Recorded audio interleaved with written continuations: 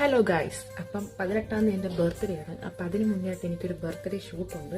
ഡ്രസ്സൊക്കെ രാവിലെ സ്റ്റിച്ച് ചെയ്ത് കിട്ടിയത്, ബാക്കി കാര്യങ്ങൾ എല്ലാം സെറ്റാണ്. അപ്പൊ നമുക്കൊരു ഗെറ്റ് റെഡി വിത്ത് മീ കാണാമല്ലേ ഗൈസ്.